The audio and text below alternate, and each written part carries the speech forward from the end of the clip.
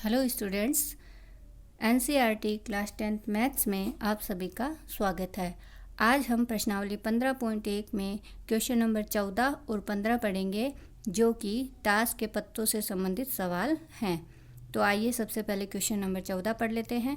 तो question number 14 में हमें कहा गया है कि 52 पत्तों की अच्छी प्रकार से फेंटी गई एक गड्डी में से एक पत्ता निकाला जाता है। इस लाइन का मीनिंग ये है कि ताश की एक गड्डी होती है जिसमें कुल कितने पत्ते होते हैं, 52 पत्ते होते हैं।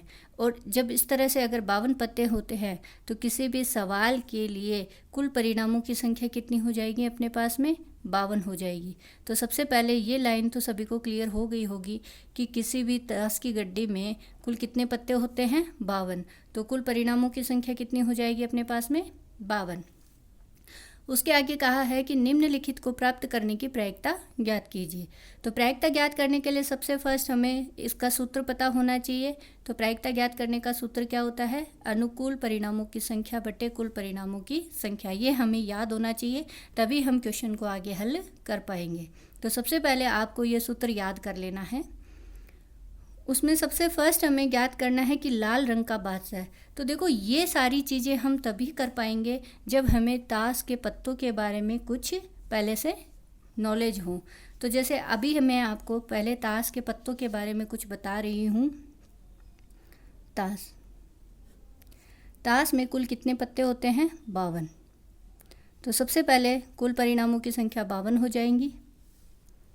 ताश में कितने कलर के पत्ते होते हैं, 2 कलर के। तो एक तो लाल रंग होता है और एक काला रंग। तो ऑब्वियस है कि कुल पत्ते अगर 52 हैं तो उसके आधे आधे पत्ते, लाल रंग के कितने पत्ते हो जाएंगे, 26। और काले रंग के भी कितने पत्ते हो जाएंगे, 26। 26 और 26 का टोटल कितना हो गया, 52। सबसे पहली बात क्लियर हो ही गई कि अगर हमें ये पूछा जाए कि ताश में लाल रंग के कितने पत्ते हैं, 26, काले रंग के कितने पत्ते हैं, वो भी 26 है। अब लाल रंग में अपने पास में 2 कलर है, 2 मान है। एक तो होता है लाल पान, जिसको हम पान कहते हैं, कई बार हम उसको लाल पान भी कहते हैं, हार्ट की शेप का। और एक होता है ईंट, ईंट भी लाल रंग का होगा। तो लाल रंग के कितने पत्ते हुए, लाल रंग के कुल पत्ते तो हो गए अपने पास में 26, और लाल रंग में पान और ईंट 2 अलग अलग हैं। तो ऑब्वियस है कि 26 के आधे आधे कितने हो जाएंगे, 13 13। तो पान के कुल पत्ते कितने हो जाएंगे, 13, और ईंट के भी कुल कितने पत्ते हो गए अपने पास में, 13। सिमिलरली अपने पास काला पान, काला रंग है, तो काले रंग के भी 2 पार्ट होंगे, जिसमें एक तो अपन काला पान कहते हैं या उसको अपन हुकुम कहते हैं, और एक होती है चीड़ी। चीड़ी का एक अलग कलर का प्रिंट होता है उसके ऊपर, ये भी 13 13 होंगे। तो कभी भी अगर अपने को पूछा जाए कि ताश में कितने कलर होते हैं, 2 कलर, लाल रंग और काला रंग। लाल रंग में लाल पान और ईंट, लाल पान को आपको पान भी लिखा हुआ हो सकता है, और काले रंग में हुक्म और चीड़ी। अब इसके बाद में ये 13 पत्ते कौन कौन से होते हैं, 13 पत्ते में एक इक्का होता है, उसके बाद 2 दूरी, तीरी, चौगी, पंची, 6 सत्ती, अट्ठी, नौकी, दहला। फिर आता है गुलाम, जिस पे जे लिखा होता है और तस्वीर भी बनी होती है। उसके बाद में आती है क्वीन, इस पे भी क्यू लिखा होता है और तस्वीर बनी होती है। बादशाह के लिखा होता है और तस्वीर बनी होती है। जैसे मैं कह दूं कि अपने पास में कितने हो गए ये पत्ते कुल, 1 2 3 4 5 6 7 8 9 10 11 12 13, ये 13 पत्ते टोटल होते हैं। जिसमें गुलाम, इसको बोलते हैं गुलाम जे को, इसको बोलते हैं रानी या बेगम क्वेश्चन के अनुसार आपके, और इसको के को बोलेंगे हम बादशाह। इन सभी के टोटल 4 4 पत्ते होते हैं, क्योंकि लाल पान के ये सारे कलर के होंगे, ईंट में भी ये सभी कलर होंगे, हुकुम के ये सभी पत्ते होंगे, और चीड़ी के भी ये सभी पत्ते होंगे। यानी कि अगर मैं बात करूं तो इन सभी की इक्का, ये सभी कितने कितने होते हैं, सारे के सारे 4 4 होते हैं। ठीक है। इसके बाद आती है अपने तस्वीरें। तस्वीरें। तो ताश में कुल कितनी तस्वीरें होती हैं? तो देखो, जैसे मैं आपको एक बात बताऊं कि जैसे आपके पास में यहाँ है ईंट का गुलाम, ये है, ये ईंट का गुलाम है, ये तस्वीर है, इस पे तस्वीर बनी हुई है। ये है रानी ईंट की, इस पे भी तस्वीर बनी हुई है। इसी तरह से बादशाह पे भी तस्वीर बनी हुई होती है। तो मैं ये कहूँगी आप लोगों को कि तस्वीरें कितनी होती हैं? 3 होती हैं। कौन कौन सी? गुलाम, बेगम और बादशाह, इन तीनों की तस्वीरें होती है। और ये तीनों पान की भी होती है, ईंट की भी होगी, हुकुम की भी होगी, चिड़ी की भी होगी, यानी चारों कलर की होंगी। तो कुल कितनी तस्वीरें होती हैं अपने पास में? 12, जो कि गुलाम, बेगम और बादशाह तीनों की तस्वीरें होंगी। तो मेरे ख्याल से ये चार्ट आपको बहुत अच्छे से समझ लेना है। किसके लिए? ताश के पत्तों के लिए। अगर आपको ये चार्ट पूरा क्लियर समझ में आ गया है तो आप इससे संबंधित सारे सवाल हल कर सकते हैं। तो अब देखो, सबसे पहले जैसे मैं पहला ही क्वेश्चन ले लूँ, लाल रंग का बादशाह। तो मैंने आपको अभी बताया कि लाल रंग के कुल कितने पत्ते हैं अपने पास? 26। तो लाल रंग का बादशाह होना मतलब एक तो पान का बादशाह होगा और एक उसमें किसका बादशाह होगा? ईंट का बादशाह होगा। तो अपने पास इसमें अनुकूल स्थितियाँ क्या क्या आ गई? लाल रंग के बादशाह होने के अनुकूल परिणामों की संख्या कितनी होंगी? 2 ही तो होंगी। एक तो लाल पान का बादशाह होगा और एक ईंट का बादशाह होगा, क्योंकि लाल रंग के 2 ही हैं।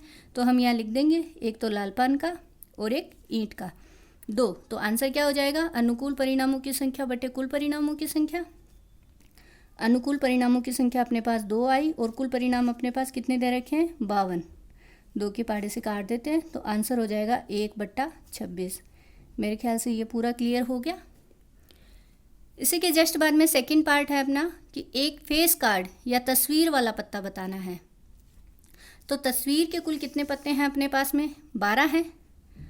तो 12 हैं तो अपने पास में सेकंड के लिए आंसर क्या आ जाएगा? वही आपको पूरी लाइन लिखनी है। कुल परिणामों की संख्या 52। एक फेस कार्ड होने के अनुकूल परिणामों की संख्या कितनी आ जाएगी? 12। तो प्रायिकता क्या आ जाएगी? अनुकूल परिणामों की संख्या बटे कुल परिणामों की संख्या। आपको ये पूरी लाइन लिखनी है। तो अपने पास आंसर आ जाएगा 12/52, इस तरह से।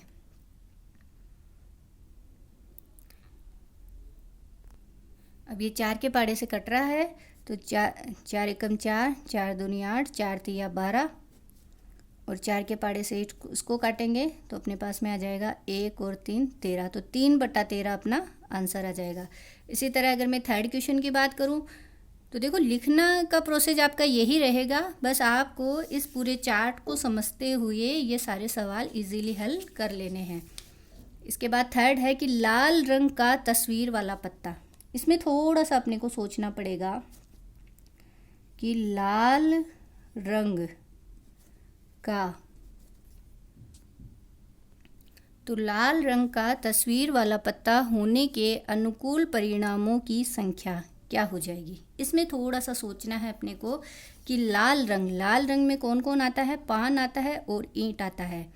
पान और ईंट के ही सिर्फ हमें लाल रंग के पत्ते लेने हैं, जो कि गुलाम, बेगम और बादशाह है ये। तो लाल रंग के अपने पास में सबसे पहले तस्वीरें कितने की हैं? 3 की। उसमें लाल पान और ईंट के इन 2 के ही पत्ते लेने हैं। तो इसको अपन किससे गुणा कर देंगे? 2 से। क्यों? क्योंकि गुलाम, बादशाह, बेगम और बादशाह, ये तीनों कौन कौन से?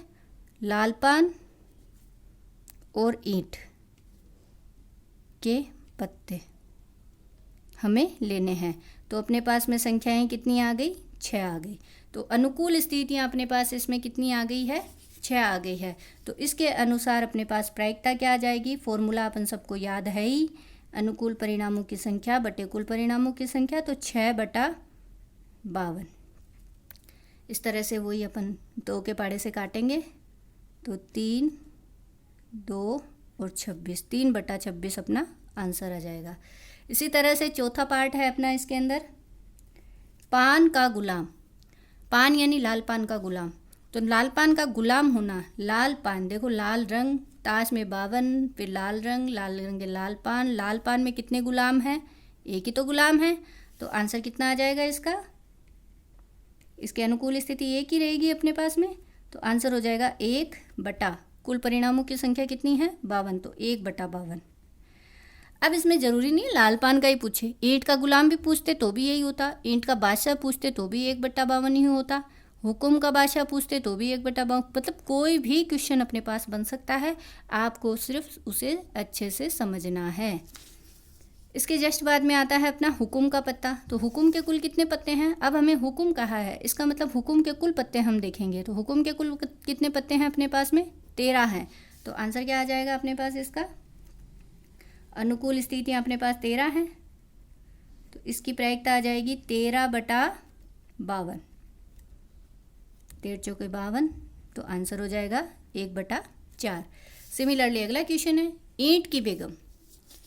ईंट की बेगम मतलब ईंट में कितनी बेगम है? ईंट में एक ही बेगम है, एक ही बेगम है मतलब वो क्वीन है। तो आंसर अपने पास आ जाएगा ईंट की बेगम एक ही है, तो अनुकूल स्थिति 1 और कुल संभावित स्थितियाँ 52, 1/52, तो आंसर हो गया 1/52। इस तरह से हम 14वें सवाल को बहुत ही अच्छे से समझते हुए हल करेंगे। उसके नेक्स्ट अपना आता है 15वां क्वेश्चन। तो देखो स्टूडेंट्स, 15वां क्वेश्चन अपने को दे रखा है कि ताश के 5 पत्तों ईंट का दहला, गुलाम, बेगम, बादशाह और इक्का, अपने को 5 पत्ते दे रखे हैं। उन पांचों को पलट करके अच्छी तरह से फेंटा जाता है। उन पांचों को पलट के हम अच्छी तरह से फेंट लेते हैं और यादृच्छिया इसमें से एक पत्ता निकलता है। तो इसकी क्या प्रायिकता है कि वह पत्ता है वह बेगम का है? तो जैसे देखो अपने पास में ये 5 पत्ते हैं, 1 2 3 4 और इस तरह से 5। ठीक है, इन पांचों में से हमें एक बेगम का पत्ता निकालना है। ये निकाला तो आंसर क्या होगा? 1/5। तो पहले पार्ट का आंसर तो इजीली है, प्रायिकता हो जाएगी 1/5। लेकिन सेकंड पार्ट में अपने को क्या कहा है कि यदि बेगम निकल जाती है, बेगम को हमने पहले ही निकाल लिया है, इस बेगम को यदि बेगम निकल आती है तो उसे अलग रख दिया जाता है। मैंने अलग रख दिया है, तो एक अन्य पत्ता निकाला जाता है। तो इसकी क्या प्रायिकता है कि दूसरा निकाला गया पत्ता इक्का है। तो जैसे मैंने इस एक पत्ते को और निकाला, तो अब लास्ट में कितने पत्ते बचे अपने पास? 4 बचे ना। तो उसमें से एक पत्ता निकालेंगे तो आंसर क्या आएगा? 1/4। दूसरे का पहला पार्ट 1/4 आंसर आएगा। लेकिन दूसरे के दूसरे पार्ट में क्या कहा है अपने को